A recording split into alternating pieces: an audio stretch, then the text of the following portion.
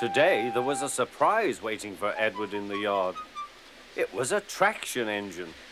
"Hello," said Edward. "You're not broken and rusty. What are you doing here?" "I'm Trevor. They're going to break me up next week."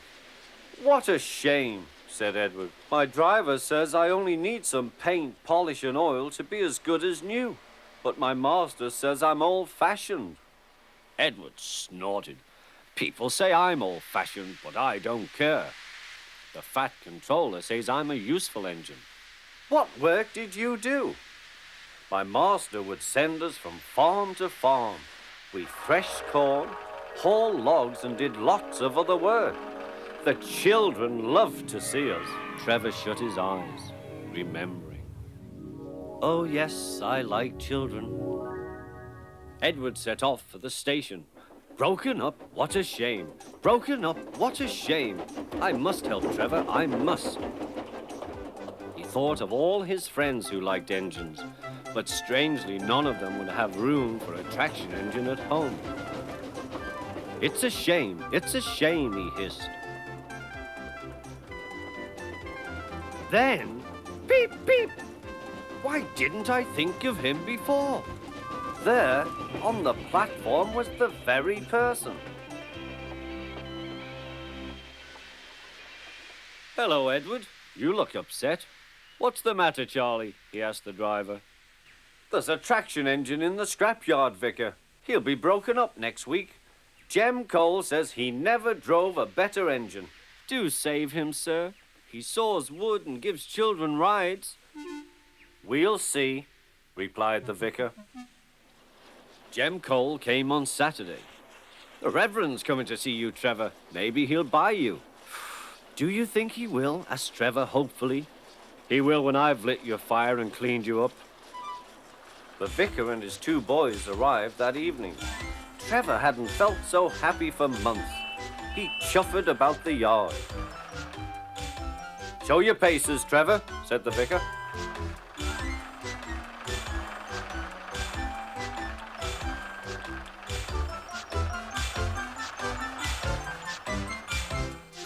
Later, he came out of the office smiling. "I've got him cheap, Jem, cheap." "Do you hear that, Trevor?" cried Jem. "The Reverend saved you and you live at the vicarage now." "Peep, peep," whistled Trevor. Now Trevor's home is in the vicarage orchard, and he sees Edward every day. One morning, Percy was careless.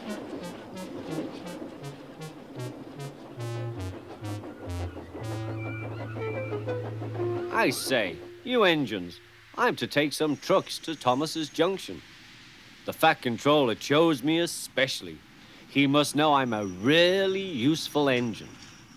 "More likely he wants you out the way," grunted James. Gordon looked across to James. They were making a plan. "James and I were just speaking about signals at the junction.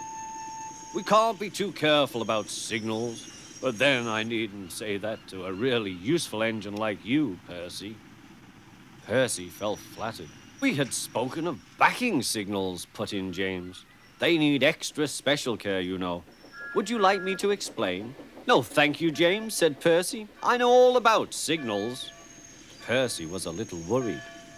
"I wonder what backing signals are," he thought. "Never mind, I'll manage." He puffed crossly to his trucks and felt better. He came to a signal. "Bother, it's at danger." The signal moved to show line clear. Its arm moved up instead of down. Percy had never seen that sort of signal before. Down means go and up means stop. So upper still must mean go back. I know, it's one of those backing signals. "Come on, Percy," said his driver. "Off we go." "Stop! You're going the wrong way." "But it's a backing signal," Percy protested and told him about Gordon and James. The driver laughed and explained. "Oh dear," said Percy. "Let's start quickly before they see us." He was too late. Gordon saw everything.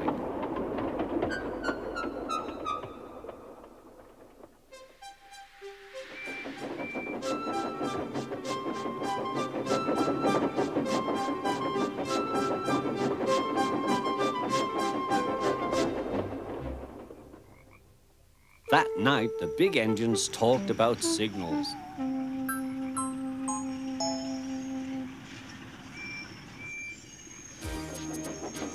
They thought the subject was funny. Percy thought they were being very silly. The new engine arrived. "What's your name?" asked the Fat Controller. "Montague, sir, but I'm usually called Duck." "They say I waddle." "I don't really, sir, but I like Duck better than Montague." "Good. Duck it shall be." "Here, Percy, show Duck round." The two engines went off together. Soon they were very busy. James, Gordon, and Henry watched Duck quietly doing his work. "He seems a simple sort of engine. We'll have some fun and order him about."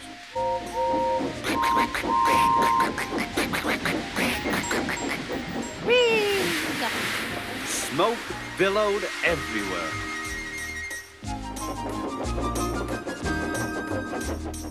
Percy was cross. Duck took no notice. "They'll get tired of it soon." "Do they tell you to do things, Percy?" "Yes, they do," answered Percy. "Right," said Duck. "We'll soon stop that nonsense." He whispered something. "We'll do it later."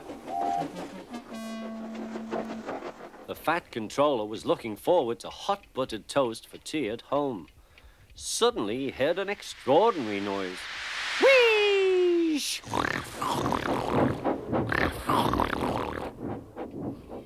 "Bother," he said, and hurried to the yard.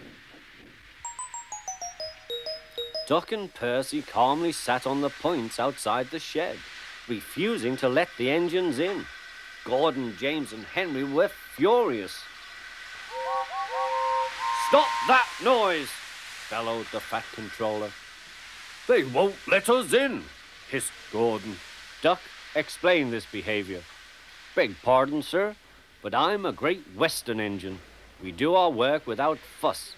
But begging your pardon, sir, Percy and I would be glad if you would inform these engines that we only take orders from you." "Silence!" snapped the Fat Controller. "Percy and Duck, I am pleased with your work today, but not with your behavior tonight. You have caused a disturbance." Gordon, Henry, and James sniggered. "As for you," thundered the Fat Controller, "you've been worse. You made the disturbance. Duck is quite right. This is my railway, and I give the orders." After Percy went away, Duck was left to manage alone. He did so, easily. When Thomas came back, Annie and Clarabel told him how well Duck had managed. Thomas was so pleased to be home that he soon forgot to be jealous.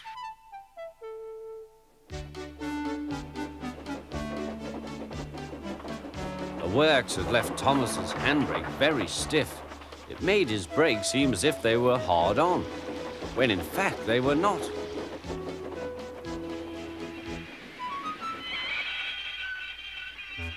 As a result, he and his coaches often overran the platform. Thomas found this most embarrassing. Gradually, his driver and fireman learned to be extra careful. But one day, Thomas's fireman was ill, and a relief man took his place.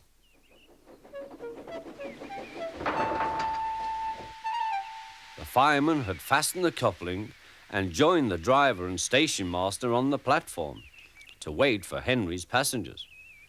The fireman had forgotten all about Thomas's handbrake. Thomas simmered happily. Not long now, he thought, as he saw Henry slowly approaching. But Thomas's brakes were not hard on, and suddenly he felt his wheels begin to move. He tried to stop, but he couldn't without his driver and fireman.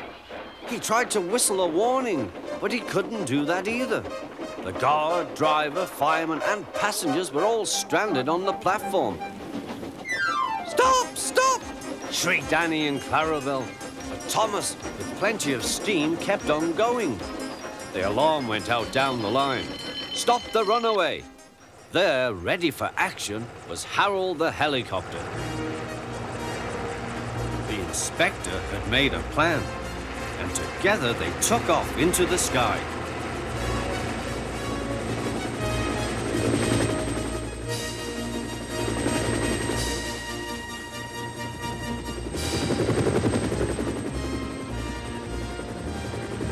At last, Thomas was tiring. "I need to stop. I need to stop," he panted wearily. As they neared the next station, Thomas saw Harold land.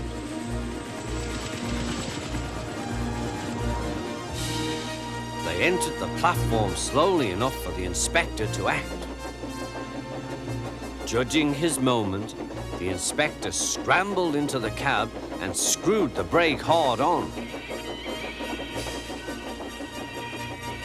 At last, Thomas stopped. Both he and the inspector were very relieved. Then they thanked Harold.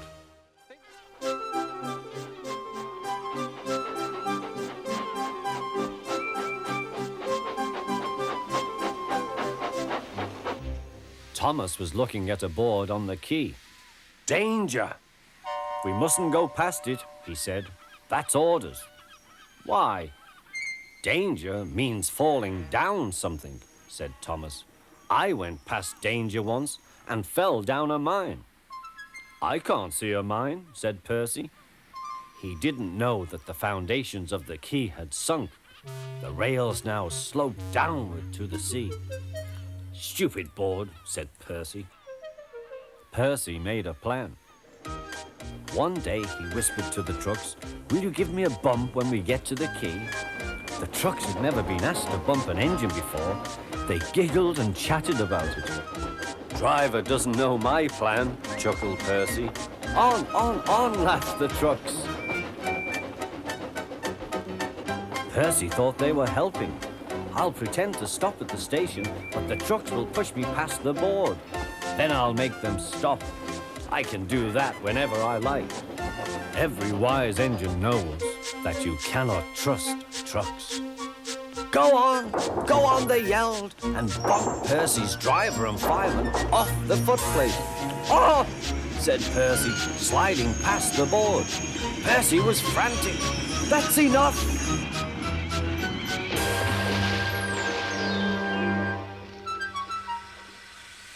Percy was sunk.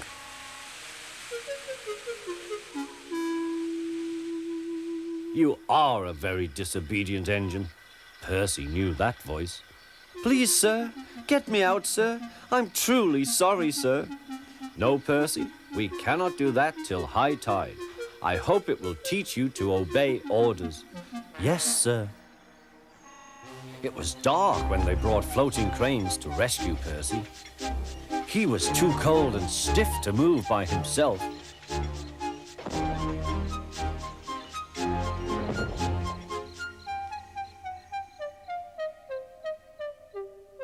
Next day, he was sent to the works on Henry's goods train.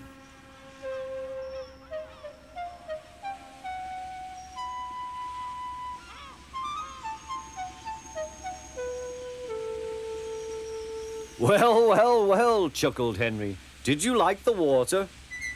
"No. I am surprised. You need more determination, Percy. Water's nothing to an engine with determination, you know. Perhaps you will like it better next time." Percy is quite determined that there won't be a next time. The silly engines were flattered. "He has very good manners," they murmured. "We are pleased to have him in our yard." Duck had his doubts. "Come on," he said. Diesel purred after him.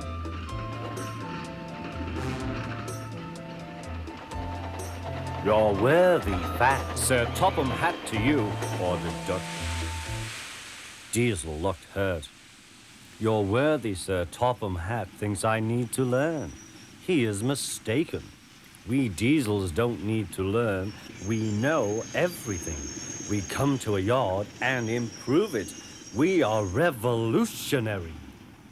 "Oh," said Duck, "if you're Revo Thingagummy, perhaps you would collect my trucks while I fetch Gordon's coaches." Diesel, delighted to show off, purred away. When Duck returned, Diesel was trying to take some trucks from a siding. They were old and empty. They had not been touched for a long time. Diesel found them hard to move. Pull! Push! Backwards! Forward! Oh! The trucks groaned. We can't! We won't! Duck watched with interest. Diesel lost patience. He roared, gave a great heave. The trucks geared forward. Oh! They screamed, we can't, we won't. Some of their brakes snapped, and the gear jammed in the sleepers.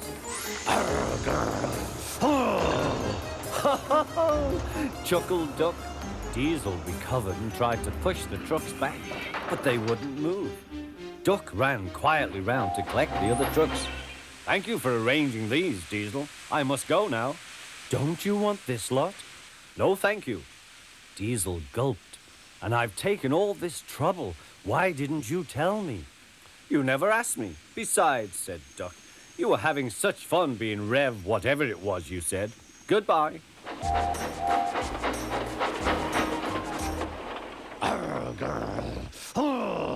Diesel had to help the workmen clear the mess. He hated it. All the trucks were laughing and singing at him. Trucks are waiting in the yard, tackling them with Diesel. Show the world what I can do, gaily boasts the Diesel. In and out he creeps about like a big black weasel. When he pulls the wrong trucks out, pop goes the Diesel. Growled Diesel and scuttled away to sulk in the shed. He was going to tell lies about Duck. Next day, he spoke to the trucks. I see you like jokes. You made a good joke about me yesterday. I laughed and laughed. Duck told me one about Gordon. I'll whisper it. Don't tell Gordon I told you. And he sniggered away. Oh, guffed the trucks. Gordon will be cross with Duck when he knows. Let's tell him and pay Duck out for bumping us. They laughed rudely at the engines as they went by.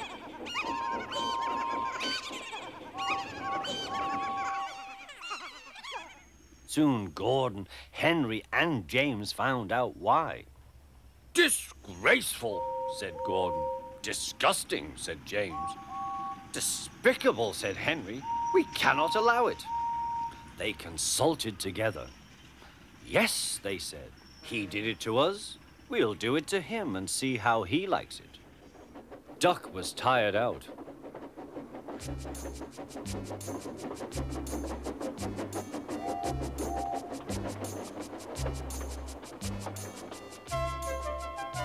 The trucks had been cheeky and troublesome.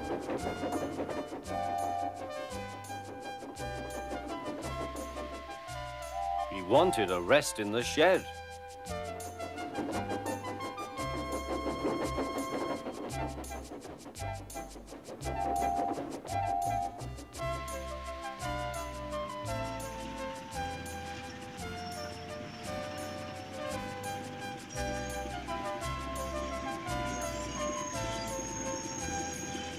The three engines barred his way. Whoosh! Keep out. Stop fooling, said Duck. I'm tired. So are we, hissed the engines. We are tired of you. We like Diesel. We don't like you. You tell tales about us to the trucks. I don't. You do. I don't. You do. The fat controller came to stop the noise. Duck called me a galloping sausage, spluttered Gordon. Rusty red scrap iron, hissed James. I'm old square wheels, fumed Henry. Well, Duck? Duck considered. I only wish, sir, he said gravely, that I'd thought of those names myself, if the dome fits. Oh, he made trucks laugh at us, accused the engines. The fat controller recovered. He'd been trying not to laugh himself. Did you, Duck? Certainly not, sir. No steam engine would be as mean as that. Diesel lurked up. Now, Diesel, you heard what Duck said. I can't understand it, sir. To think that Duck of all engines. I am dreadfully grieved, sir, but know nothing. I see, said the Fat Controller. Diesel squirmed and hoped he didn't. I'm sorry, Duck, but you must go to Edward's station for a while. I know he will be glad to see you. As you wish, sir. Duck trundled sadly away, while Diesel smirked with triumph. Duck loved coasting down the hill, running easily with the wind whistling past. Suddenly, it was a guard's warning whistle. Hurrah, hurrah, hurrah, laughed the trucks. We've broken away, we've broken away. Chase him, bump him, throw him off the rails, they yelled. Hurry, Duck, hurry, said the driver. They raced through Edward's station, but the trucks were catching up. As fast as we can, then they'll catch us gradually. The driver was gaining control. Another clear mile and we'll do it. Oh, glory, look at that! James was just pulling out on their line from the station ahead. Any minute there could be a crash. It's up to you now, Duck, cried the driver. Duck put every ounce of weight and steam against the trucks. It's too late, Duck groaned and shut his eyes. He veered into a siding where a barber had set up shop. He was shaving a customer.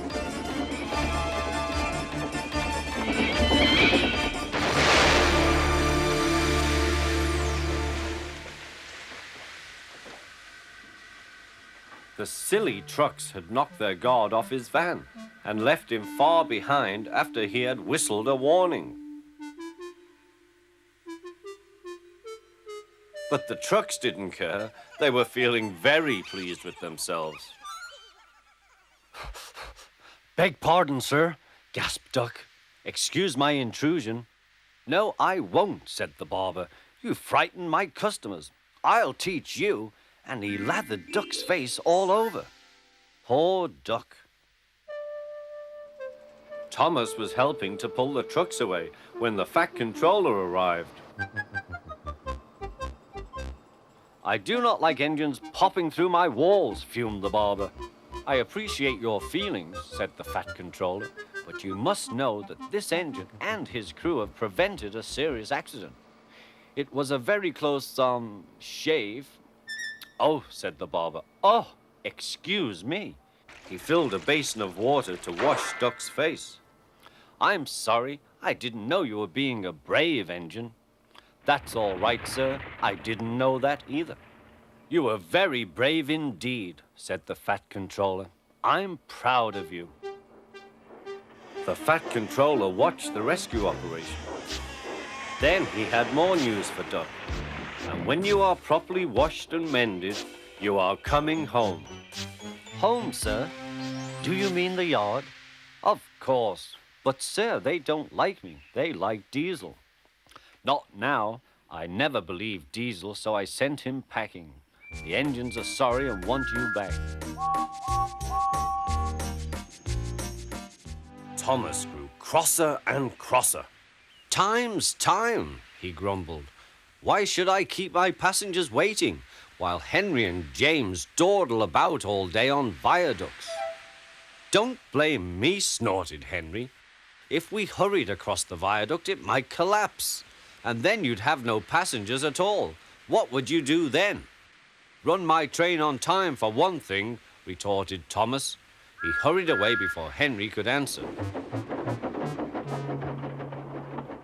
Bertie was impatient too. He was timed to arrive just after Thomas. His passengers found that instead of going straight from the bus to their train, they were kept waiting till Thomas arrived. Soon Bertie grew cross with Thomas. Late again, he remarked, as Thomas panted wearily in.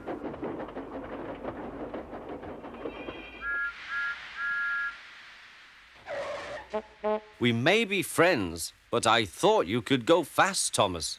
It's time we had another race. I reckon I could beat you now. Thomas let off steam loudly. Rubbish, he hissed fiercely. It's those mainline engines. They dither about on their viaduct, and then blame the Fat Controller's workmen. It's just an excuse for laziness, if you ask me.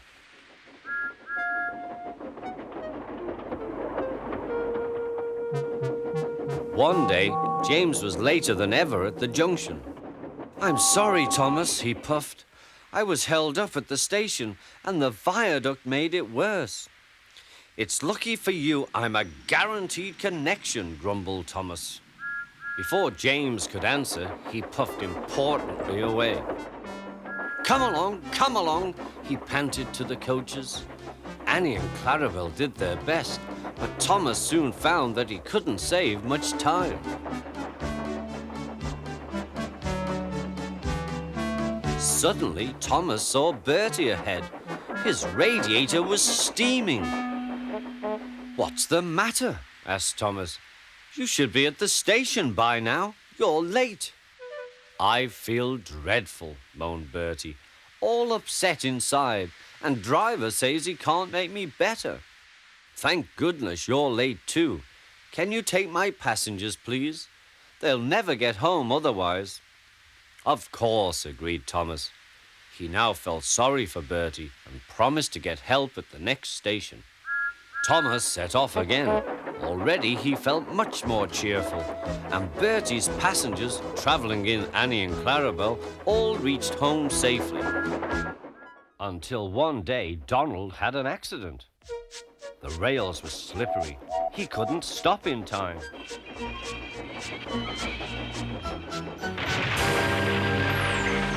The Fat Controller was most annoyed. "I am disappointed, Donald. I did not expect such, clumsiness from you. I had decided to send Douglas back and keep you." "I'm sorry, sir," said Donald. "I should think so too. You have upset my arrangements. Now James will have to help with the goods work, while you have your tender mended. James won't like that." The Fat Controller was right. James grumbled dreadfully.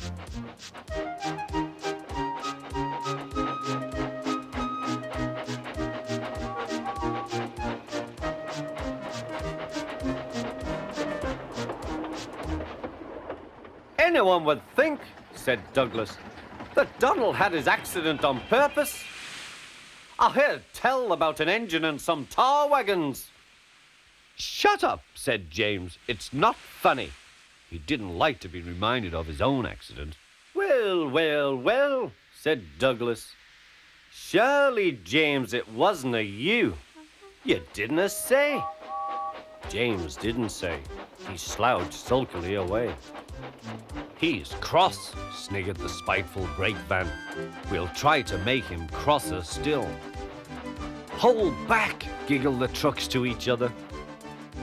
James did his best, but he was exhausted when they reached Edward Station.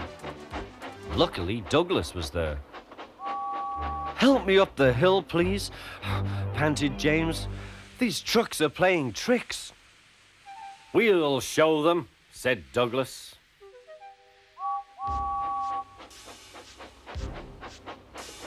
Slowly but surely, the snorting engines forced the trucks up the hill. But James was losing steam. "I can't do it! I can't do it! Lay it to me!" shouted Douglas. The guard was anxious. "Go steady! The van's breaking!" The van was in pieces. No one had been hurt, and soon Edward came to clear the mess. The Fat Controller was on board. "I might have known it would be Douglas," he said. "Douglas was grand, sir," said Edward. "James had no steam left, but Douglas worked hard enough for 3. I heard him from my yard." "2 would have been enough," said the Fat Controller. Presently they came to a drift which was larger than most. They charged it, and were just backing for another try when... "Lush sakes, Donald! It's Henry! Dinnot fess yourself, Henry! Wait a while. We'll have you out." Henry was very grateful. He saw all was not well. The twins were glum. They told him that the Fat Controller was returning soon. He'll send us back for sure. It's a shame, said Percy. A lot of nonsense about a broken signal box, grumbled Gordon. That spiteful brake van too, put in James. Good riddance, that's what I say. They were splendid in the snow, added Henry. It isn't fair. They all agreed that something must be done, but none knew what. Percy decided to talk to Edward about it. What you need, said Edward, is a deputation. He explained what that was. Percy ran back quickly. Edward says we need a deputation. Of course, said Gordon. The question is, what is a desperation? Asked Henry. It's when engines tell the Fat Controller something's wrong, said Percy. Did you say tell the Fat Controller? Asked Duck thoughtfully. There was a long silence.